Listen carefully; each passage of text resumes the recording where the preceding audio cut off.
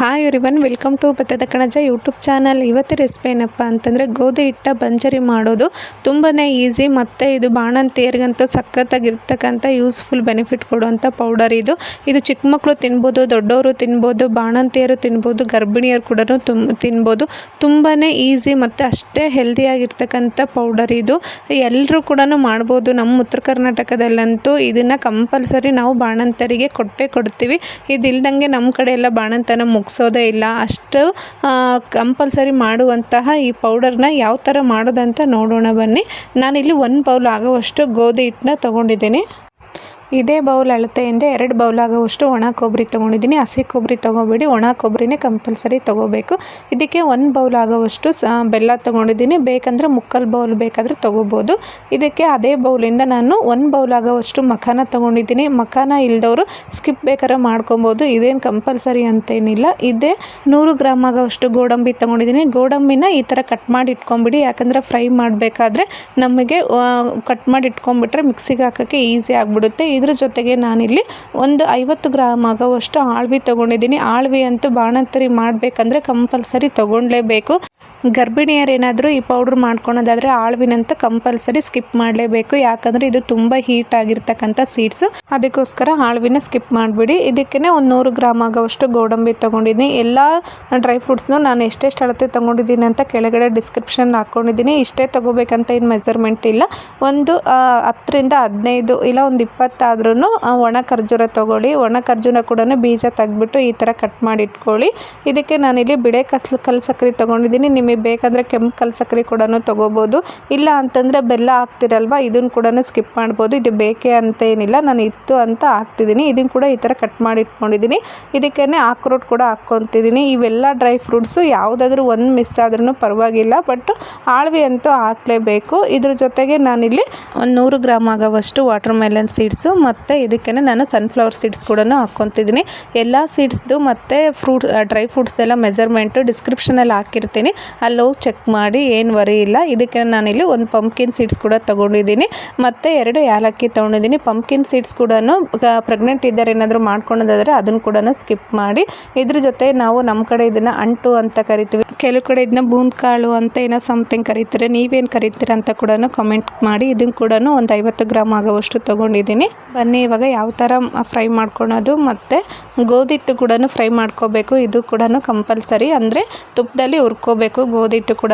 ಇವಾಗ ಒಂದೊಂದೇ ಡ್ರೈ ಫ್ರೂಟ್ಸ್ನ ಬಿಸಿ ಮಾಡ್ತಾ ಹೋಗೋಣ. ನಾನಿಲ್ಲಿ ವಾಟರ್ ಮೆಲನ್ ಸೀಡ್ಸು ಮತ್ತು ಇದಕ್ಕೇ ನಾನು ಸನ್ಫ್ಲವರ್ ಸೀಡ್ಸು ಮತ್ತು ಪಂಪ್ಕಿನ್ ಸೀಡ್ಸು ಎಲ್ಲ ಸೀಡ್ಸು ಇದ್ರ ಜೊತೆಗೆ ಹಾಕ್ಕೊಂಡು ಫ್ರೈ ಮಾಡ್ಕೊತಿದ್ದೀನಿ. ಒಂದು 2 ಟೀ ಸ್ಪೂನ್ ತುಪ್ಪ ಹಾಕ್ಕೊಂಡು ಇದನ್ನು ಫ್ರೈ ಮಾಡಬೇಕು. ಇದಕ್ಕೇ ಆಕ್ರೋಟ್ ಕೂಡ ಹಾಕ್ಕೊತಿದ್ದೀನಿ. ಇದು ಲೈಟಾಗಿ ನೀವು ಫ್ಲೇಮ್ನ ಇಟ್ಕೋಬೇಕು. ಜೋರು ಉರಿ ಇಟ್ಕೊಂಡು ಯಾವ ಡ್ರೈ ಫ್ರೂಟ್ಸ್ನ ಬಿಸಿ ಮಾಡಬೇಡಿ, ಯಾಕಂದರೆ ಅವು ಡ್ರೈ ಫ್ರೂಟ್ಸು ಬೇಗನೆ ಬಿಸಿ ತಾಗಿ ಒತ್ತೋ ಥರ ಆಗ್ಬಿಡುತ್ತೆ, ಎಲ್ಲ ಕರ್ಕರ್ಗೆ ಆಗ್ಬಿಡುತ್ತೆ. ಅದಕ್ಕೋಸ್ಕರ ನೀವು ಲೈಟಾಗಿ ಫ್ಲೇಮ್ನ ಇಟ್ಕೊಂಡು ಇವನ್ನ ಫ್ರೈ ಮಾಡಬೇಕು. ತುಪ್ಪ ಹಾಕಿರೋದ್ರಿಂದ ಬೇಗನೆ ಫ್ರೈ ಆಗಿಬಿಡುತ್ತೆ ಮತ್ತು ಇವು ಸೀಡ್ಸ್ ಆಗಿರೋದ್ರಿಂದ ಚಟಪಟ ಅಂತ ಸಿಡಿದು ಹೊರಗೆಲ್ಲ ಸಿಡಿದ್ಬಿಡುತ್ತೆ. ಅದಕ್ಕೋಸ್ಕರ ಬೇಗನೆ ತೆಗ್ದುಬಿಡಿ.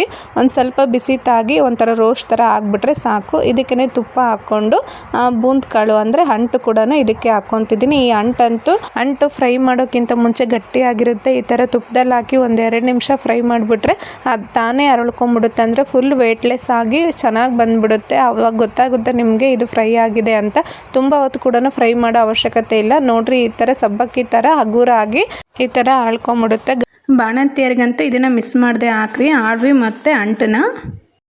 ಇವಾಗ ಆಳ್ವಿ ಕೂಡ ತುಪ್ಪದಲ್ಲೇ ಬಿಸಿ ಮಾಡ್ಕೊತಿದ್ದೀನಿ. ಇದು ನೋಡೋಕ್ಕೆ ಸೇಮ್ ಎಳ್ಳು ಥರ ಕಾಣಿಸುತ್ತೆ, ಬಟ್ ಇದು ಬಿಳೆ ಎಳ್ಳು ಮತ್ತು ಕೆಂಪು ಎಳ್ಳು ಅಂತ ಕನ್ಫ್ಯೂಸ್ ಆಗಬೇಡ್ರಿ. ಇದು ಆಳ್ವಿ ಅಂತ ಶಾಪ್ ಒಳಗೆ ಡ್ರೈ ಫ್ರೂಟ್ಸ್ ಅಂಗಡಿ ಒಳಗೆಲ್ಲ ಸಿಗುತ್ತೆ, ಮತ್ತು ಡಿಮಾರ್ಟ್ ಏನಾದರೂ ನಿಯರ್ ಇದ್ದರೆ ಅಲ್ಲಿ ಕೂಡ ಸಿಗುತ್ತೆ. ಇದನ್ನು ಕೂಡ ಬಿಸಿ ಮಾಡ್ಕೊಂಡಿದ್ದೀನಿ. ಮತ್ತು ಇದಕ್ಕೇ ನಾನು ಒಣ ಖರ್ಜೂರ ಹಾಕ್ಕೊಂಡು ಕೂಡ ಬಿಸಿ ಮಾಡ್ಕೊತಿದ್ದೀನಿ. ಒಣ ಖರ್ಜೂರ ಬಿಸಿ ಮಾಡಬೇಕಾದ್ರೆ ಸ್ವಲ್ಪ ಉರಿ ಕಮ್ಮಿನೇ ಇರಲಿ ಮತ್ತು ಒತ್ತೋ ಥರ ಮಾಡಬೇಡಿ, ಯಾಕಂದರೆ ಒಣ ಖರ್ಜೂರ ಒತ್ಬಿಟ್ರೆ ಒಂಥರ ಸ್ಮೆಲ್ಲೇ ಚೇಂಜ್ ಆಗಿಬಿಡುತ್ತೆ. ಅದಕ್ಕೋಸ್ಕರ ಮತ್ತು ಗೋಡಂಬಿ ಕೂಡ ತುಪ್ಪದಲ್ಲೇ ಫ್ರೈ ಮಾಡ್ಕೊಂಡಿದ್ದೀನಿ. ಎಲ್ಲ ಡ್ರೈ ಫ್ರೂಟ್ಸ್ನ ಇದೇ ಥರ ತುಪ್ಪದಲ್ಲೇ ಫ್ರೈ ಮಾಡ್ಕೋಬೇಕು. ಮತ್ತು ತುಪ್ಪ ಇಲ್ಲಂತ ಎಣ್ಣೆಲಿ ಫ್ರೈ ಮಾಡೋದು ಆ ಥರ ಎಲ್ಲ ಮಾಡಬೇಡಿ, ಯಾಕಂದರೆ ಬಂಜರಿ ಪೌಡರು ಕೆಡೋ ಚಾನ್ಸಸ್ ಇರುತ್ತೆ. ಮತ್ತು ಕ್ವಾಂಟಿಟಿ ಕೂಡ ಸ್ವಲ್ಪನೇ ತಗೊಳ್ಳಿ, ತುಂಬಾ ಆಗಿಬಿಡುತ್ತೆ ಅದು. ಯಾಕಂದರೆ ಎಲ್ಲ ಸೀಡ್ಸ್ನು 100 ಗ್ರಾಮು 50 ಗ್ರಾಮ್ ಹಂಗೆ ತೊಗೊತೀವಲ್ಲ, ಫೈನಲಾಗಿ 1 kg ಆಗೋಷ್ಟು ಪೌಡರ್ ಸಿಕ್ಬಿಡುತ್ತೆ. ಆರಾಮ್ಸಾಗಿ ನೀವು ಈ ಪೌಡರ್ನ 1 ತಿಂಗಳವರೆಗೂ ತೊಗೊಬೋದು. ಯಾಕಂದರೆ 1 kg ಅಷ್ಟು ಆಗ್ಬಿಟ್ಟಿರುತ್ತಲ್ಲ, ದಿನ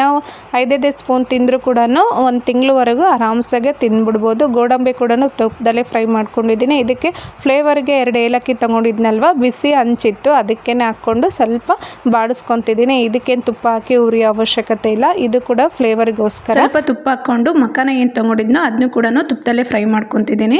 ಮಖಾನ ಇದ್ದರೆ ಹಾಕಿ, ಇಲ್ಲಾಂದರೆ ಸ್ಕಿಪ್ ಮಾಡಿ. ಕೆಲವೊಂದು ಕಡೆ ಈ ಮಖಾನ ಸಿಗೋದಿಲ್ಲ, ಹಳ್ಳಿ ಕಡೆ ಎಲ್ಲ ಸಿಗೋದು ಸ್ವಲ್ಪ ಡೌಟು.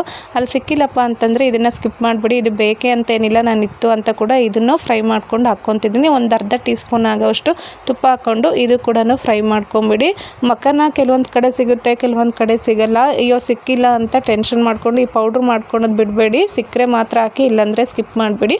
ಇವಾಗ ಫೈನಲ್ ಆಗಿ ನಾನು ಗೋಧಿ ಹಿಟ್ಟು ಕೂಡ ಹುರ್ಕೊತಿದ್ದೀನಿ. ಇದು ಕೂಡ ಕಂಪಲ್ಸರಿ, ನೀವು ಡೈರೆಕ್ಟಾಗಿ ಹಾಗೆ ಹಾಕೋಂಗಿಲ್ಲ. ಒಂದು 2-3 ಟೀ ಸ್ಪೂನ್ ಆಗೋಷ್ಟು ತುಪ್ಪ ಹಾಕ್ಕೊಂಡು ಗೋಧಿ ಹಿಟ್ಟನ್ನ ಹುರ್ಕೋಬೇಕು. ನಾನಿಲ್ಲಿ ಆಶೀರ್ವಾದ ತೊಗೊಂಡಿದ್ದೀನಿ, ಇಲ್ಲಾಂದರೆ ಡೈರೆಕ್ಟ್ ಗೋಧಿ ಬೀಸ್ಕೊಂಡು ಪ್ಯೂರ್ ಇತ್ತಪ್ಪ ಅಂದರೆ ಅದನ್ನು ಕೂಡ ತೊಗೊಂಬಿಡಿ. ಗೋಧಿ ಹಿಟ್ಟನ್ನ ಚೆನ್ನಾಗಿ ನೀವು ಫ್ರೈ ಮಾಡ್ಕೋಬೇಕು. ಗೋಧಿ ಹಿಟ್ಟನ್ನ ನಿಧಾನ ಉರಿಯಲ್ಲಿ ಬಿಸಿ ಮಾಡ್ಕೊತ ಹೋಗಿ, ತುಪ್ಪ ಹಾಕಿರೋದ್ರಿಂದ ಅದ್ರದ್ದು ಸ್ಮೆಲ್ ಕೂಡ ಚೆನ್ನಾಗಿ ಬರ್ತಿರುತ್ತೆ. ಆವಾಗ ಇದು ಆಗಿದೆ ಅಂತ ಅರ್ಥ. ಮತ್ತು ನೀವು ಜಾಸ್ತಿ ಬಿಸಿ ಮಾಡಿ ಅದು ಒತ್ತ ಥರ ಮಾಡ್ಕೊಬೇಡಿ. ಇದು ಕೂಡ ಬಿಸಿ ಮಾಡಿಕೊಂಡು ಪಕ್ಕಕ್ಕೆ ಇಟ್ಕೊಂಬಿಡಿ. ಇವಾಗ ಡ್ರೈ ಫ್ರೂಟ್ಸ್ ಎಲ್ಲ ತಣ್ಣಗಾದ್ಮೇಲೆ ಇದಕ್ಕೆ ನಾನು ಬಿಳೆ ಸಕ್ಕರೆ ಏನು ತೊಗೊಂಡಿದ್ದೆ ಅದನ್ನು ಹಾಕ್ಕೊತಿದ್ದೀನಿ. ಮತ್ತು 2 ಏಲಕ್ಕಿ ಬಿಸಿ ಮಾಡ್ಕೊಂಡಿದ್ನಲ್ಲ ಅದು ಹಾಕ್ಕೊತಿದ್ದೀನಿ. ಕಲ್ ಸಕ್ಕರೆ ಹಾಕ್ಕೊಬೇಕಾದ್ರೆ ಡ್ರೈ ಫ್ರೂಟ್ಸು ಕಂಪ್ಲೀಟಾಗಿ ಆರಿರಬೇಕು. ಯಾಕಂದರೆ ಕಲ್ ಸಕ್ಕರೆ ಬಿಸಿ ಇದ್ದಾಗ ಹಾಕ್ಬಿಟ್ರೆ ಅದು ನೀರು ಹೊಡಿಯೋ ಚಾನ್ಸಸ್ ಇರುತ್ತೆ. ಅದಕ್ಕೋಸ್ಕರ ಎಲ್ಲ ಡ್ರೈ ಫ್ರೂಟ್ಸು ತಣ್ಣಗಾದ್ಮೇಲೆ ಕಲ್ ಸಕ್ಕರೆನ ಹಾಕಿ ಮಿಕ್ಸ್ ಮಾಡಿಬಿಡಿ. ಎಲ್ಲ ಮಖಾನ ಎಲ್ಲನೂ ತಣ್ಣಗಾಗಿತ್ತು, ಅವಾಗೆ ನಾನು ಬಿಳೆ ಕಲ್ ಸಕ್ಕರೆನ ಹಾಕ್ಕೊಂಡಿದ್ದೀನಿ. ಇವಾಗ ಇದನ್ನು ಮಿಕ್ಸಿ ಮಾಡ್ಕೊಳ್ಳೋಣ ಬನ್ನಿ. ಬಟ್ ಜಾರಿ ಒಳಗೆ ಆಲ್ರೆಡಿ ನಾನು ಗೋಧಿ ಹಿಟ್ಟು ಹಾಕಿದ್ದೀನಿ. ಗೋಧಿ ಹಿಟ್ಟು ಮೇಲೆ ಡ್ರೈ ಫ್ರೂಟ್ಸ್ ಹಾಕಿದ್ದೀನಿ, ಅದು ಕೆಳಗಿರೋದ್ರಿಂದ ನಿಮಗೆ ಕಾಣಿಸ್ತಿಲ್ಲ. ಗೋಧಿ ಹಿಟ್ಟು ಕೂಡ ಮಿಕ್ಸಿ ಮಾಡ್ಕೊಳಕ್ಕೆ ಹಾಕ್ಕೊಳ್ಲೇಬೇಕು. ಎಲ್ಲನೂ ಇದಕ್ಕೆ ಹಾಕ್ಕೊಂಡು ಈ ಥರ ಮಿಕ್ಸಿ ಮಾಡಿ, ಮತ್ತು ನೀವು ಗೋಧಿ ಹಿಟ್ಟನ್ನ ಸಪ್ರೇಟಾಗಿ ಕಲಸೋದಾಗಲಿ ಆ ಥರ ಮಾಡಬೇಡಿ. ಡ್ರೈ ಫ್ರೂಟ್ಸ್ ಜೊತೆಗೇ ಗೋಧಿ ಹಿಟ್ಟನ್ನ ಹಾಕ್ಕೊಂಡು ನೀವು ಮಿಕ್ಸಿ ಮಾಡ್ಕೋಬೇಕು. ಅದು ನೀವು ಈ ಥರ ನೈಸಾಗಾದ್ರೂ ರುಬ್ಕೋಬೋದು. ಇಲ್ಲಾಂದರೆ ಉದ್ರಾಗಿರ್ಬೇಕಪ್ಪ, ನಮಗೆ ತಿನ್ನೋಕ್ಕೆ ಬಾಯಿಗೆ ಹಾಗೆ ಸಿಗಬೇಕಪ್ಪ ಅಂತಂದರೆ ಈ ರೀತಿ ತರಿಯಾಗಿನೂ ರುಬ್ಕೋಬೋದು. ಗೋಧಿ ಹಿಟ್ಟನ್ನ ಡ್ರೈ ಫ್ರೂಟ್ಸ್ ಎಲ್ಲ ಮಿಕ್ಸಿ ಮಾಡಿಕೊಂಡು ಆಮೇಲೆ ಕಲಿಸ್ಬೋದಂತ ನೀವು ಕನ್ಫ್ಯೂಸ್ ಆಗಬೇಡಿ. ಮಿಕ್ಸಿಗೆ ಹಾಕ್ಬೇಕಾದ್ರೆ ಡ್ರೈ ಫ್ರೂಟ್ಸ್ ಜೊತೆ ಏನು ನೀವು ಎಲ್ಲ ಡ್ರೈ ಫ್ರೂಟ್ಸ್ನ ಜಾರಿ ಒಳಗೆ ಹಾಕ್ಕೊಂಡು ನೀವೇನು ಮಿಕ್ಸಿ ಮಾಡ್ತೀರೋ ಅದ್ರ ಜೊತೆಗೆ ನೀವು ಗೋಧಿ ಹಿಟ್ಟನ್ನ ಹಾಕ್ಕೊಂಡು ಮಿಕ್ಸಿ ಮಾಡ್ಕೋಬೇಕು. ನೋಡಿ, ಇವಾಗ ಒಂದು ಪ್ಲೇಟಿಗೆ ತೆಗೆದ್ಬಿಟ್ಟು ಆರ್ಲಿಕ್ಕೆ ಬಿಟ್ಬಿಡಿ. ಇದಂತೂ ತುಂಬಾ ಟೇಸ್ಟಿಯಾಗಿರುತ್ತೆ. ಈ ಪೌಡರ್ನ ಎಲ್ಲ ಬಾಣಂತಿಯರಿಗೂ ಪ್ಲೀಸ್ ಮಾಡಿಕೊಡಿ. ಅವರು ಫಿಟ್ಟಾಗಿರ್ತಾರೆ ಮತ್ತು ಹೆಲ್ದಿಯಾಗಿ ಕೂಡ ಇರ್ತಾರೆ. ಇದನ್ನು ಒಂದು ಸರಿ ಮಾಡಿಕೊಂಡ್ರೆ ಮಿನಿಮಮ್ 1 ತಿಂಗಳವರೆಗೂ ತಿನ್ಬೋದು.